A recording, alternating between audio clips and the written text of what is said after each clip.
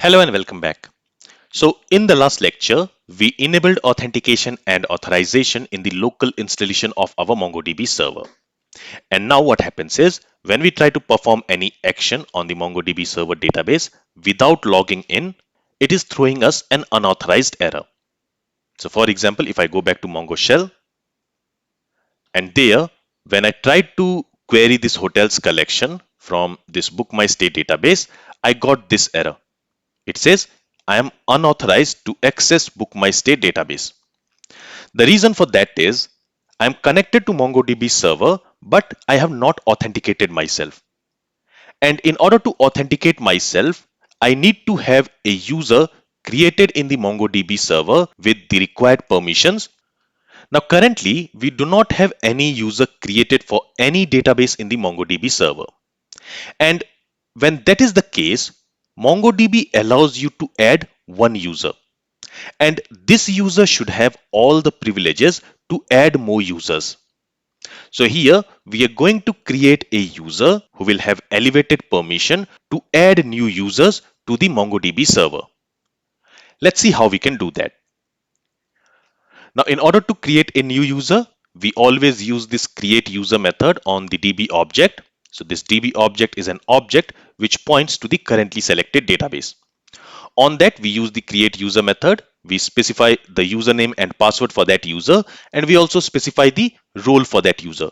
So basically, this role tells what privileges that user will have on the MongoDB server. Here, I want to create a user with this role, userAdminAnyDatabase. And this is a special built-in role which will grant this user the right to administrate any database in the MongoDB server. So this user will have permission to add new users to any database of the MongoDB server and specify a role for that user. And this user will also have permission to update the roles for that user. So let's go ahead and let's create such user with this role. Let's go to Mongo Shell. Here, let me go ahead and let me clear the shell by typing cls command. And now, first I will move to admin database. So here I'll say use admin. Here I want to create an admin user. So that's why I'm switching to admin database. This is not mandatory, but since I want to create an admin user, that's why I want to create that admin user against this admin database. And that's why I have moved to admin database. And here on the DB object, so this DB object will now point to this admin database. On that, I'm going to call a method create user. To this create user, we need to pass a document. In that document, we need to specify this user property. Using this user property, we are going to specify a username. I'm going to call this user as admin. Then we need to use pwd property in order to specify the password for that user. Here I'm going to specify the password as test1234. Okay, and then we need to specify roles property. This roles property, it is going to be an array, and inside that array we can specify multiple roles. Each role will be a document object like this. So here I want to specify a single role. Here I need to specify the role name. For that I need to use the role property. And what role I want to assign?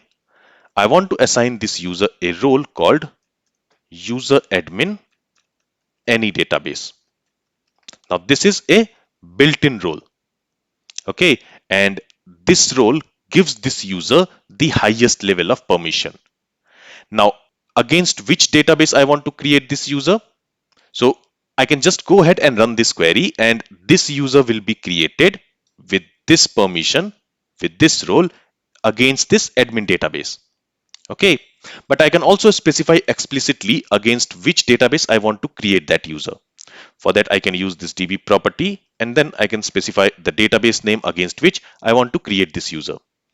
I want to create this user against admin database. And now if I go ahead and if I press enter, you see we have received this acknowledgement. OK is 1.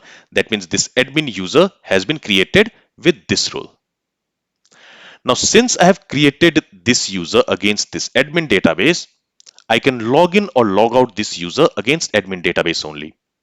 So for example, let me go ahead and let me switch to another database, maybe book my stay database, and from there, let me try to log in this user.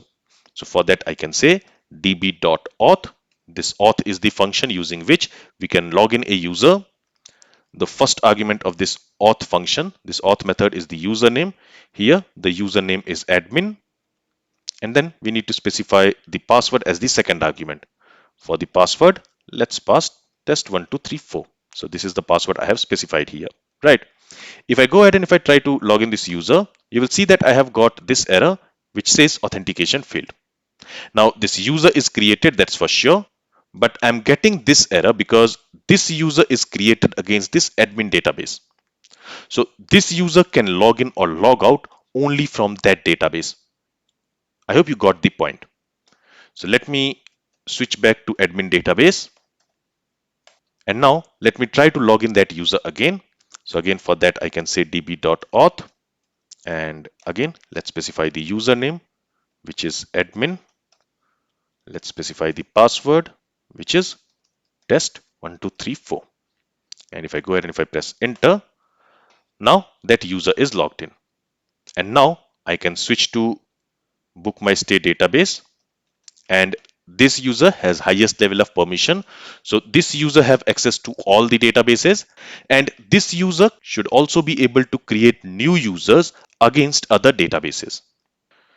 So here I'll switch to book my stay database, and there now I will try to run db.hotels.find command. And if I press enter, so you see it says that this user is not authorized to execute command like find or filter. Okay, so what we can do is we can just try to run this command show dbs, and if I press enter, now I'm able to see all the databases. So this user has that permission to list all the databases, but this user with this permission will not have access to query collections from a database. But at least you can see that this user is logged in now. And now this user will also have permission to create new users. And we will use this user to create a new user against our book my stay database. Now, if you want to log out a user, again on the DB, you can call this logout function. Now here again, remember that this user was created against admin database. So this user can only log in or log out from admin database. Currently, I'm trying to call this logout function on this DB object. If I press enter, it says okay, but no user has been logged out, and that I can show you again by simply running this show dbs command. So it is still listing all the databases from the MongoDB server. That means no user is logged out. So what I'll do is I will switch to admin database against which we have created this admin user, and from there I'll try to log out.